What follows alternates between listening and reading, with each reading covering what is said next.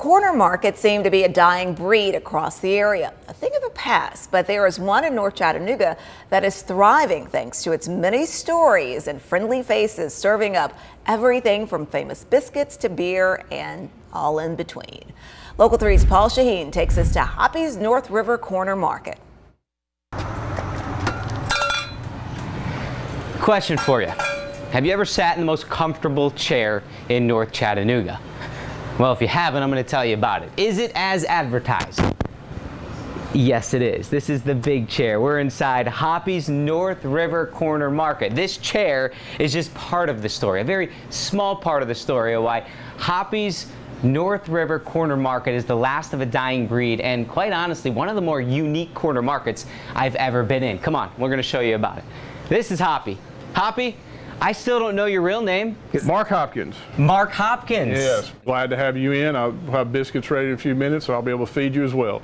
Hoppy, how'd you get your nickname? Let's start with that. That goes back to college. Last name's Hopkins, obviously, but my love for beer, it all kind of worked together. Which is ironic because you had to fight to be able to serve beer at Hoppy's Corner Market, which is in the Hill City area of North Chattanooga. You had to work with Tim Kelly on this. Absolutely. The mayor was a big help. It's something that he wanted to see. Was he likes the corner markets. People don't have to drive. They can walk. And that's what we've become, is pretty much a neighborhood hangout. And speaking of hangouts, the most comfortable chair in North Chattanooga. It is the most comfortable chair. I have unfortunately fallen asleep in it occasional times. I have other people. A lady in the neighborhood named Sally, and it was a chair sitting out in her gardening shed, and I said, all right, we'll take it. And then it has become such an integral part. Everybody loves it. I mean, you look around town, corner markets aren't popping up. No one's building and creating corner markets. This is really the last of a dying breed. And there's the Lookouts development.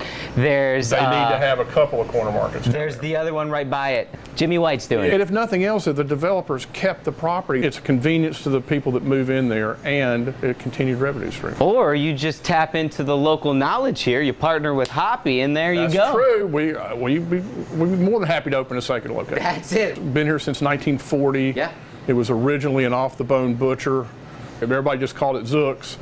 And then a couple other people had it. We bought it from Fedora Evans before she passed.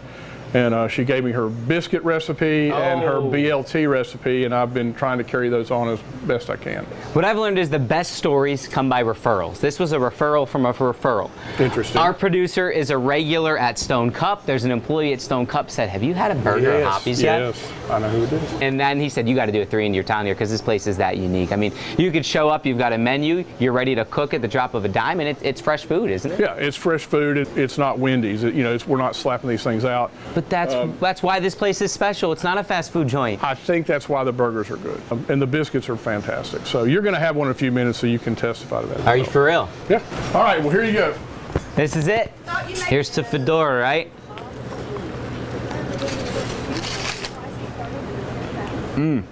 That's good stuff. I love it when they can't talk. That's good. What do you find most gratifying about owning a joint like this?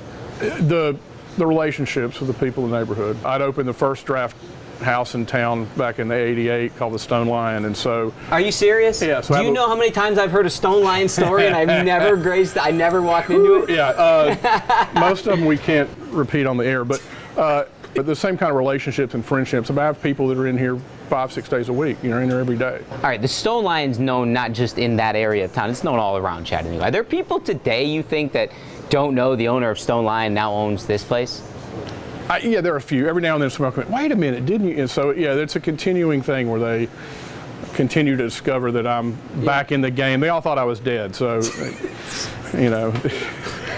The legend grows.